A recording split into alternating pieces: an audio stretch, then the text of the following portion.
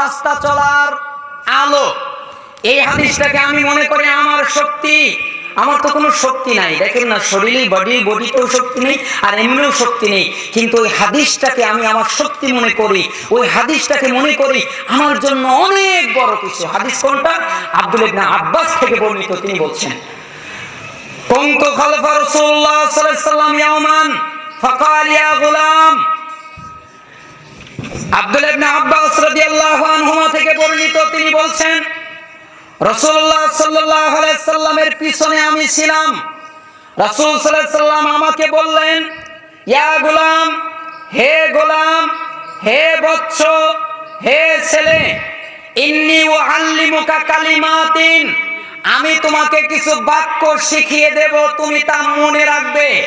অর্থাৎ এমন বাক্য শিখিয়ে দেব যা ভুলে যাওয়ার নয়, এমন বাক্য শিখিয়ে দেব যা হারিয়ে যাবার নয়। এটা তুমি মনে রাখবে, এটা তুমি স্মরণে রাখবে, এটা তুমি ভুলে যাবে না। এমন কিছু বাক্য আমি তোমাকে শিখিয়ে দেব। হে আব্দুল্লাহ শোনো, ইহফাজিল্লাহ ইয়াহফাজকা, তুমি আল্লাহকে স্মরণে রাখবে, তাহলে আল্লাহ তোমাকে সুরক্ষা দেবে। সুবহানাল্লাহ বলবেন না? এই বাক্যের ওজন বোঝেন? এই বাক্যের ক্ষমতা কি জানেন? এই বাক্যের ভিতরে কত পাওয়ার লুকিয়ে আছে এটা কি বোঝেন?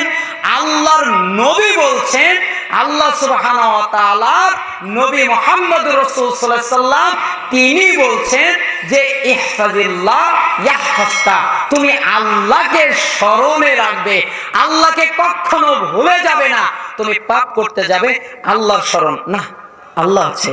তুমি একটা কাজ করবে, নেকির কাজ, রিয়া করা যাবে না, কেন? আল্লাহ আছে। লৌকিকতা করা যাবে না, কেন? আল্লাহ দেখছে। তুমি আল্লাহকে স্মরণে রাখবে।